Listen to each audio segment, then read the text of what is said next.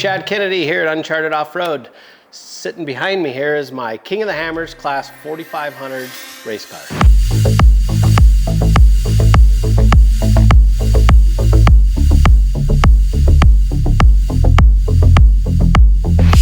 When did you first get into racing? You know, I've been racing something all my life. And it is Shad Kennedy in the 4500 Yukon gear and axle modified, hitting the Yukon launch, grabbing the checkered flag.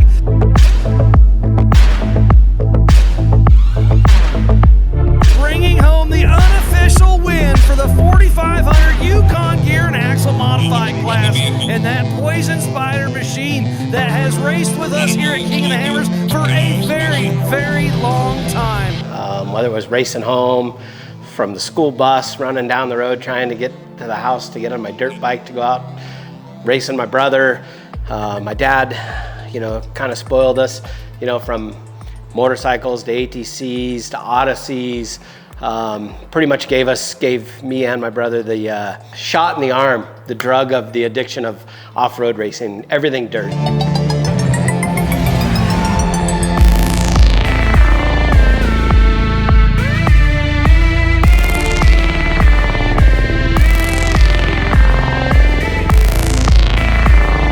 We raced bicycles, we, as young kids, chased the circuits, did the nationals.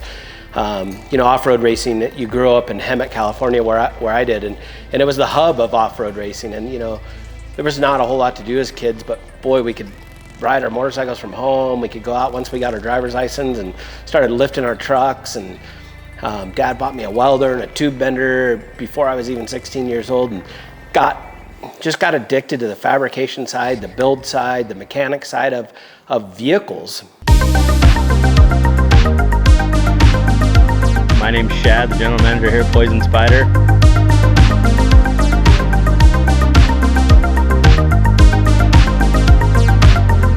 Color Concepts always thinks about not only function, but trying to make it sexy with the form as well. Was there a moment when you realized that this wasn't just a hobby? Yes, for me, I wasn't always the best. I didn't have the best attendance in high school, I guess. And my dad suggested that I should find a job. And so my first job was at a small little fabrication shop in Hammertown. I'd go there after school, and these guys were, kind of ahead of their time. They built some big shocks, themselves. And anyways, that led into a job offer from John Nelson at Nelson Racing, who was the factory Chevrolet team back in the day. He had some unbelievable drivers back then, and gave me an opportunity to come to work for him part-time after school, and then that kind of led into a full-time job for some reason. And God rest his soul, John passed away this last year. But he just really took me under his wing and showed me the ropes. Basically, I think that we give our guys a lot of guidance and leadership, and consequently, we take these people who work for us and they really, really perform. We try and get the most out of our people, and they're very much a part of our program, and they know that, and they try and they excel very well. Every one of the guys here is very, very skilled in one area or another, and they're very focused, and they don't do it for the money, they do it because they love it. When you're building a race car, you have to obviously abide by the rules. What are the rules? What class are you trying to build the car for? Rule books are meant to be black and white. What does that mean? Black and white. A rule says X, Y, or Z. It's very specific. As a race car builder, as a fabricator, as a backyard engineer, if you will, you have to think outside of the black and white to build a car that is going to outperform your competitors. And so, when it goes back to the philosophy of what, when, and why in the process of building something, the foundation is exactly what it is. What can we do that is not black and white, that's maybe gray? The gray area is if it's not black and white, to me, it's open. There is no rule. So trying to figure those out in a rule book is where I think some of my better abilities come from. Built a car for the stock mod class. We had originally intended on building a JK, which is, you know, what we build parts for in the Jeep world. And when we got the rule book, Larry and I sat down and said, man, what are we doing? We don't need to build a Jeep. There's basically 4 rules here, and we came up with a game plan and some ideas around what the rules had stated the car needed to be, and came up with what you see here. Came up with a very unique steering program, and the frame rails where they are. Made everybody a little upset, but you know, we got the win. We had some struggles out there. Super happy with the entire performance of the vehicle. You know, starting Uncharted Off-Road here in Prescott, Arizona, what was kind of a afterthought for me. Being able to have the racing background and being able to complete races, finish King of the Hammers, win King of the Hammers. I've won a bunch of championships in the desert stuff. I've won the Parker 425 race. I've finished very well in some Baja races in a bunch of different classes. But back to why racing and what racing means to Uncharted Off-Road is really just the level of professionalism. What does that mean to you as a customer? Well, what does that mean to anybody? It just means that, you know, when we go out to a race, we're either gonna make it to the finish line or we're gonna break down. We don't have a tow truck. We don't have another day to go back off-roading. So making sure that the quality absolutely as perfect as we can make it. Now, that being said, we talk a little bit about the philosophy of building a race car. That flows right into the philosophy of how we want to build your vehicle.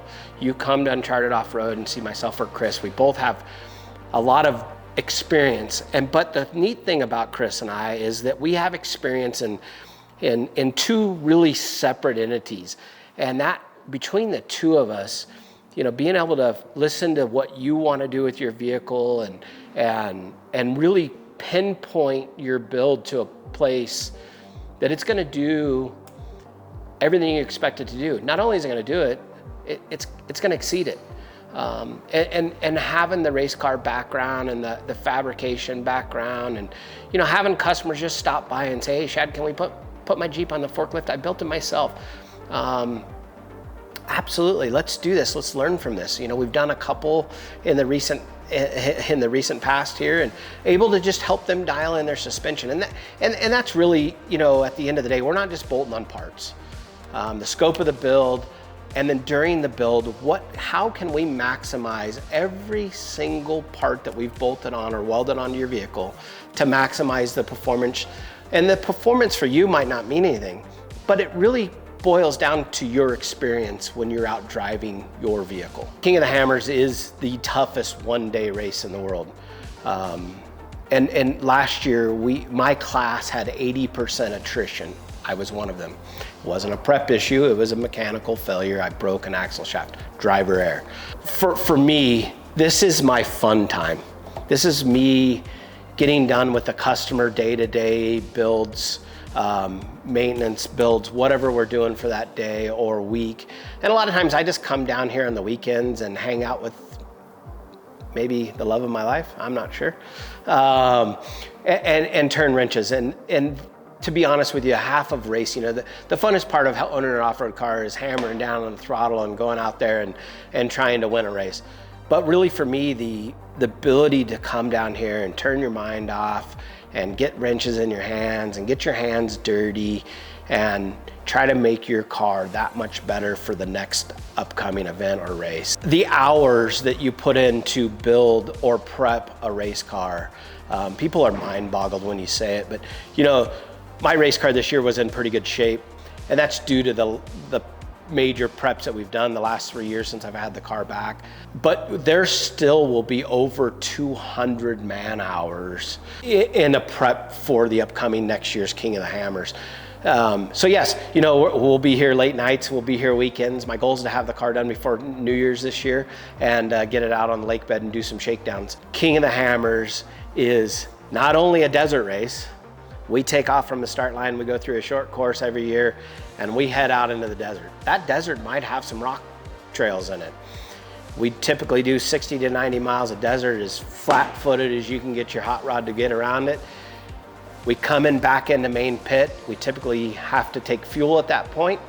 And now we head out to the toughest rocks in America, period.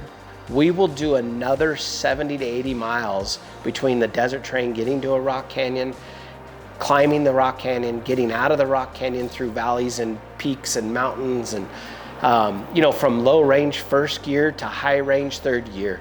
That's what makes King of the Hammers what it is today. The best part of my experience with King of the Hammers is I get to share it with the 30 of my best friends. And they take vacation time, they take their families out of school, and they're there to support my crazy dream. And they're racing with me. So they're loading up pit vehicles and they're checking all my tool bags and getting the tool bags all put together, button up and everything, so I can kind of just relax and focus on what's coming tomorrow. What's coming tomorrow? It's race day. My guys get my car warmed up in the morning. They get the axles hopped up, warmed up. They take the car down for me so I don't have to get there quite as early in the morning. I normally get out of the camper around 7 and walk down there with my co-driver, Jeff Cooper, and try to drink some coffee, try to kill the nerves, shake off the butterflies, and it's time to go. You know, we strap in our car and wait for the green flag. The highs and lows are extreme. Balancing that with your mindset. You know, you've got all these volunteers. It's easy to get out of your car and be mad and pissed off, and when something bad happens, but you look around and you have all this support from all your friends and family, and how can you be mad? We just experienced 11 days in the desert having a great time. The race didn't go as planned. I screwed up as a driver. I screwed up as a prep guy. Whatever happened, happens, and that's part of racing. You know, but the part that brings you back every single year, every single race, is adrenaline. And when you're an adrenaline junkie and you need that fix of adrenaline, the race car gives that to you. Obviously, the highest moments are when you get to that stage at the end of the race, and you know, a couple years ago, we were the first car in our class across the line. And those memories, that feeling, those emotions, sharing that with every one of my friends and family that are out there, it's something you'll never forget.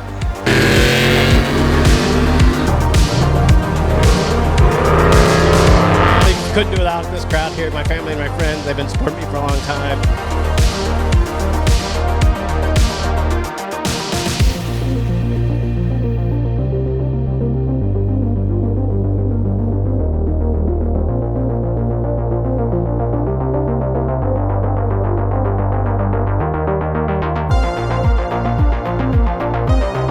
Have a good day.